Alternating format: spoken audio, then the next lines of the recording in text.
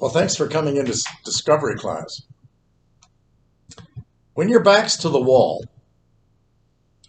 and you're trapped and you have nowhere to go, can't hide, and you're all alone, what do? It happened to somebody, and here's what he was told. Don't fear. Stand still, watch, and keep silent. Well, that's hard to do. That's my lesson today. Here's the background. King Pharaoh, the ruler of this large nation of Egypt, is a very stubborn man. He finally let the children of Israel depart, but it cost him all his firstborn fellow Egyptians and all the firstborn animals in all of his barns. Every cemetery in the country was overflowing. All the Hebrews left their slave quarters, took all their belongings, all their animals, all their sheep and cattle, and they left Egypt. The last verse of Exodus chapter 13 kind of gives us a lasting picture of that departure. God went ahead of them in a pillar of cloud during the day to guide them on their way, and at night in a pillar of fire to give them light. Thus, they could travel both day and night, and the pillar of cloud by day and the pillar of fire by night never left them. Isn't it amazing? God doesn't forget anything. His children are traveling through the desert, and he hasn't left a thing out. Hot during the day, it's cool during the night. What does God do? He gives them air conditioning by cloud during the day, and then he gives them a forced air furnace with a pillar of fire by night in the cool evening. Now watch. The last of the Hebrew slaves had just disappeared over the horizon when the Bible tells us these words in Exodus 14, verse 5. The king of Egypt changed his mind. Why did I let them go? He said. What have I done? All our slave labor that's been free has now disappeared. Go bring them back. Pharaoh pulled all the stops. He ordered all his generals into his office, and he gave this command. Harness every chariot. Call up all the reserves.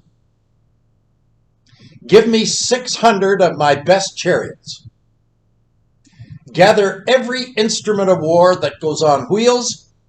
The army is going to march. This is a declaration of war. Verse 8. God made Pharaoh, the king of Egypt, stubborn, determined to chase the Israelites as they walked out on him without even looking back. The Egyptians gave chase, caught up with them where they had made camp that night by the sea. All of Pharaoh's horse-drawn chariots and his riders and all his foot soldiers pursued. Now for these Israelites, this has got to be the worst tragedy and it's got to be the worst disaster that's about to happen.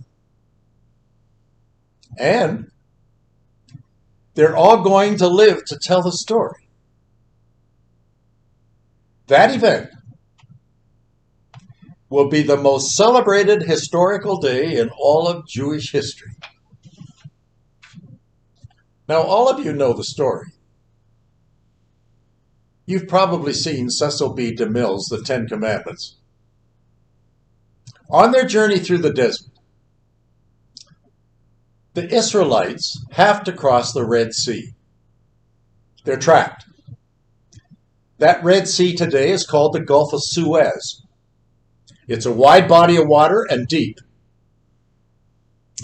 Verse 10, as Pharaoh approached, the Israelites looked up and they saw them, and they were totally afraid. And they cried out in terror to God and to Moses. Well, you wouldn't be any different. I wouldn't be either, I don't think. They were trapped. They knew it. They all thought the same thing. This game is over. This is just one big joke. So much for our freedom. We're going back to where we came from. The Egyptians, they're going to make us pay for this. And if we thought they were cruel then, those slave drivers, we haven't seen anything. Now watch what they're going to do. They're going to kill us. There won't be any of us left.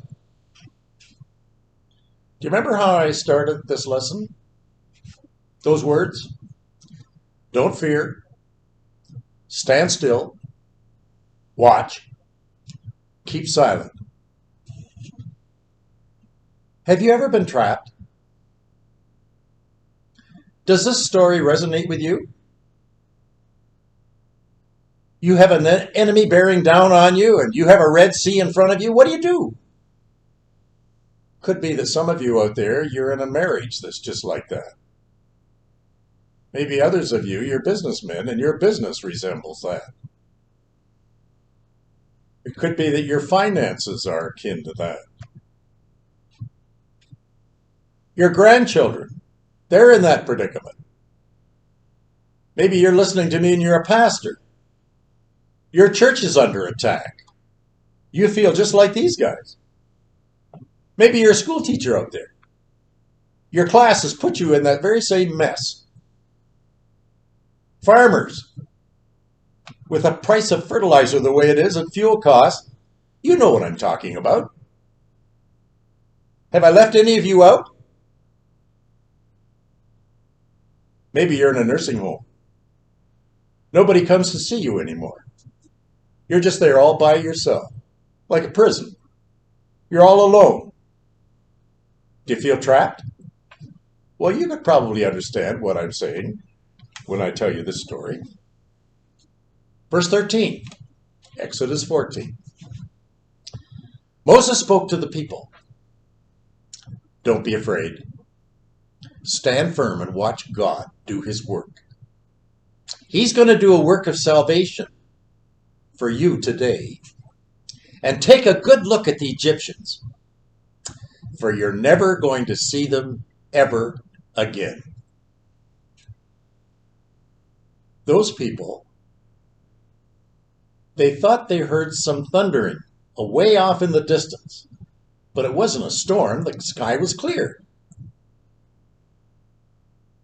Sweeping across the horizon, they did see a huge cloud of dust rising out of the desert. They now see horses and chariots ahead of the dust. Hundreds of them. They see Egyptian flags waving. They knew where these people came from. Someone yells, Egyptian chariots. Here comes their army. Panic spreads. Children scream. Old people hold their hands in the air in disbelief. Someone shouts, we're going to get massacred. Well, no wonder. As Pharaoh drew near, the sons of Israel, the Bible says, looked, and behold, the Egyptians were marching after them, and they became very frightened. Do you know what you and I do when the enemy is on our tail? We look for somebody to blame. Have you ever done that? You can't figure it out, so blame the other guy. You ever done that? In verse 11, they were totally afraid, the Bible says. They cried out in terror to God, and they told Moses, "Weren't the cemeteries large enough in Egypt so that you had to take us out here into the wilderness to die, and here you're going to bury us here in the sand? What have you done to us?" Verse 13. Moses lifted his voice and said, "Don't fear. Stand still. Watch. Keep silent." With that counsel, God takes over. Have you ever let God take over? It's hard. Very hard. Most of us don't let God take over. But in this case, God took over. God told them, "Don't do that." It's easier to yell and it's easier to scream and blame somebody else, but God said, "Don't do that. It won't help you at all. Here's what I want you to do. Don't fear. Stand still. Watch. And keep silent." Now comes verse 19. The angel of God, who had been going before the camp of Israel, moved and went behind them. And the pillar of cloud moved from before them and stood back behind. From in front to behind. That massive cloud formation dropped down to the earth, and it blocked the Egyptians' view of those Hebrews. They couldn't see. But Israel couldn't see either, because they looked back and they couldn't see the chariots. They couldn't see the flags. They didn't see the Egyptian army. Two things happen here. One, it blocked their views. The Israelites couldn't see the enemy, neither could the enemy see them. Two, it opened the way for God to buy some time for what he was going to do next. Don't fear, stand still, watch, and be silent. The Hebrews watched. They didn't say a word. They just looked. Verse 21. Then Moses, he stretched out his hand over the sea, and the Lord swept the sea back by a strong east wind, and he turned the sea into dry land so that the waters were divided. Now that's hard to believe. You're listening to me and you're an engineer. You've been hearing me tell this story and you're a science professor over at the university. How do you explain this? Water crossing, 40 or 50 feet deep. 200 Hebrew slaves staring at this in disbelief.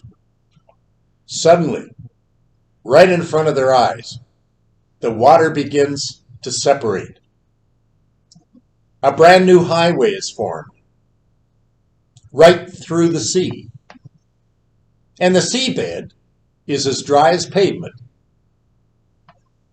A complete dry valley appears before them, wide enough for an army to cross. No rocks, no trees on either side, just big mounds of water, hundreds of feet high. Bit scary, don't you think? People of Israel, they've been watching this happen. In the back of their minds, they're listening to those words in their ears again. Don't fear, stand still, watch, keep silent. Then Moses, with a loud voice, said, "It's time. Go. March. Cross the new highway. Behold the salvation of the Lord."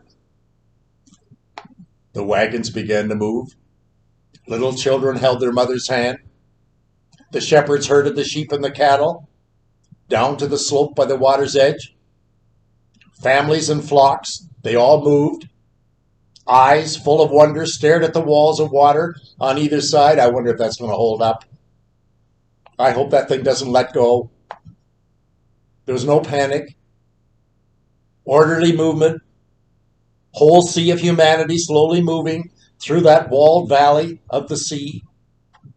Everyone arrived safely on the other side. No one or any possession was ever left behind. They all made it. They were standing on the bank looking back from where they had just come. Verse 31. When Israel saw the great power which the Lord had used against the Egyptians, the people feared the Lord, and they believed in the Lord and in his servant Moses. The Bible tells us that when the Hebrews reached the other side safely, that the cloud that had been behind them, sealing their view from the enemy and the enemy's view from them, it lifted. And then in plain sight, the Egyptians now seized their chance. There's the highway. That's how these Jews got across that line. We're going after them. So they did. All the horses were whipped. The chariots were full out. And they attacked. And the Israelites, they watched all of this from the other side. Now verse 22. The Egyptians came after them in full pursuit. Every horse, every chariot, every driver, Pharaoh racing into the middle of the sea. And God said to Moses, stretch out your hand over the sea. And he did. And this little sentence says it all.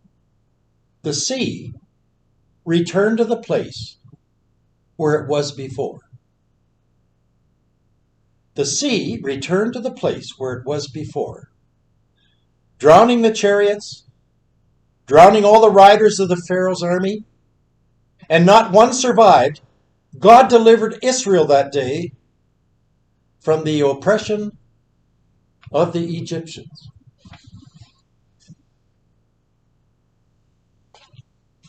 Karl Lutz. Remember that name. L-U-T-Z.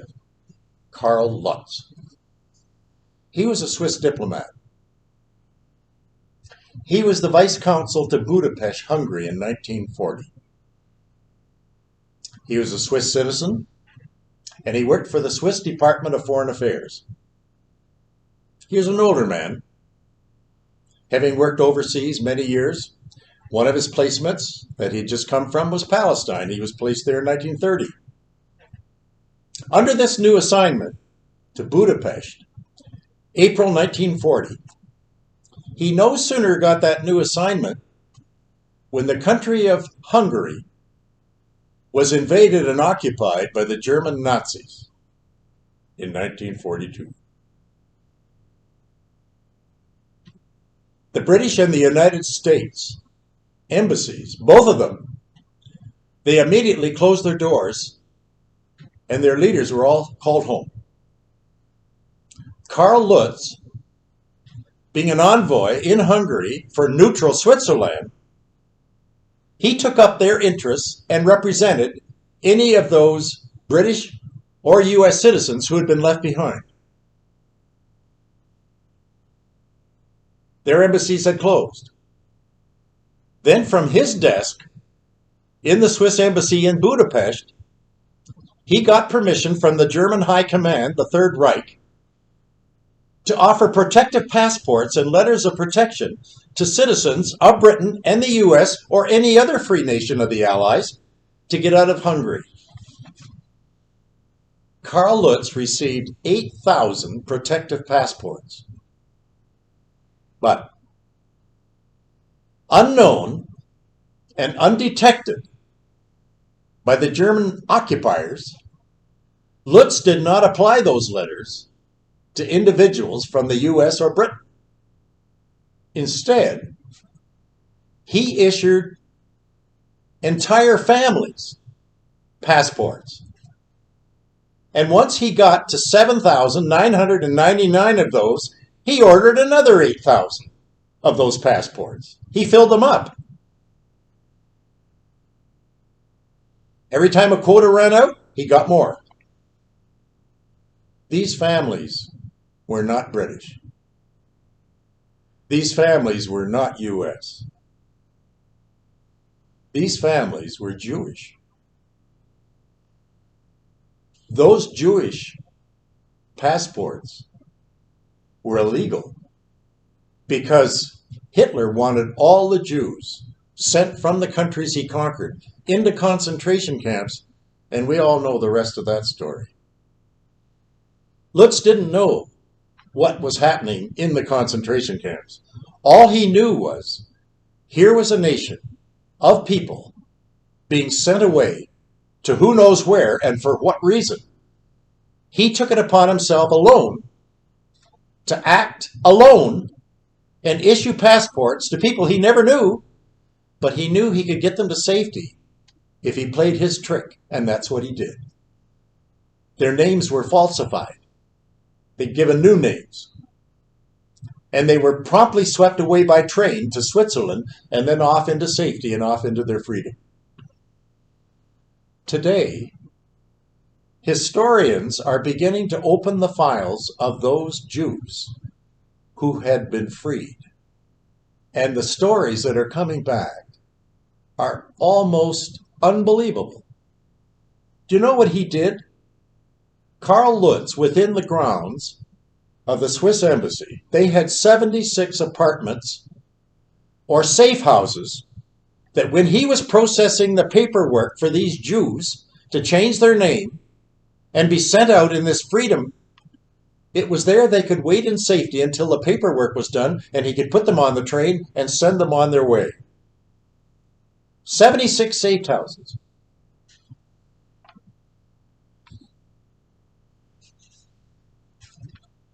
When the war ended, Karl Lutz was ordered back to Bern, Switzerland. He had to explain how 62,000, get that, 62,000 Jewish children, men and women, left Hungary from these safe houses.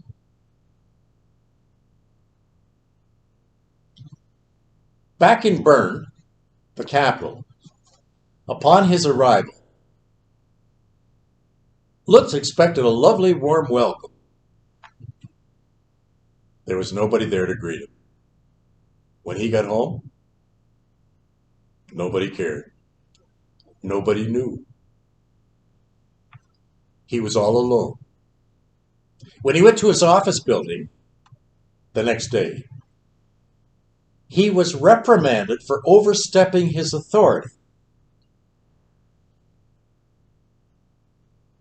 There wasn't one government minister who came to him and shook his hand and said, "Lutz, you're amazing."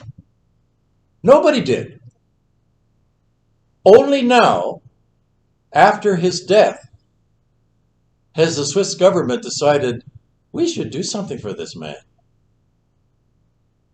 So do you know what they did?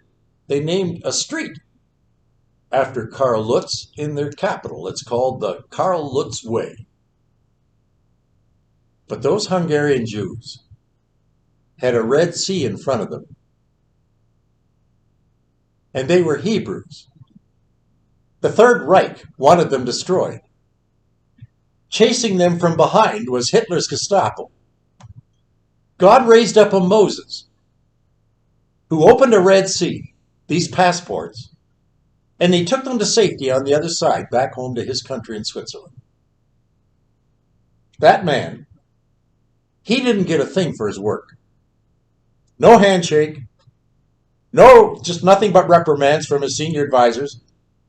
Now historians, after hundreds of interviews, do you know what they're doing? They're seeing the scope of this man.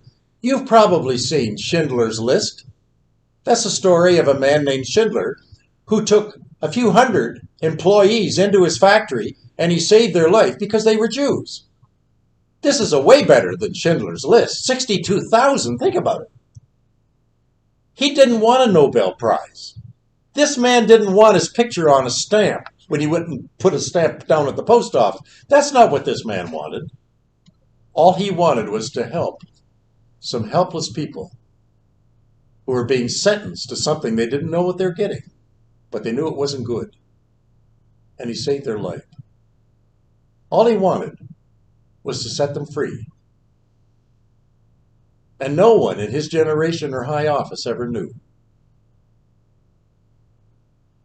As I close, do you think you could become a Moses? I think you can. Could you become a Carl Lutz? I think you can. Do you think a world today needs a Moses and he needs a Carl Lutz? You bet it does. Well, I don't have any qualifications. Yes, you do. Tell them to don't fear, stand still, watch, and keep silent. Because you're not going to do anything. God's going to do it through you. He's just going to ask you to hold up your hand and lead them on. I think you can.